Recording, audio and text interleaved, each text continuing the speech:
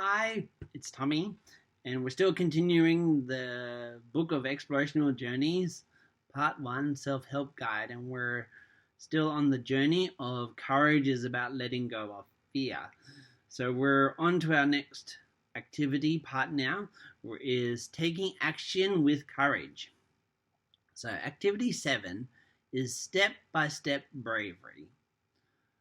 So with the goal is break down a fear into manageable steps. Step 1. Choose one of your fears you want to overcome. Step 2.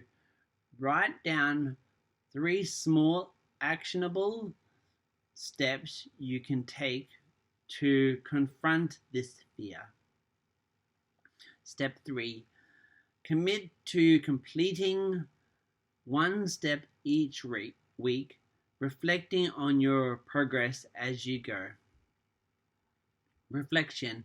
How does breaking down fear into steps make them feel more manageable?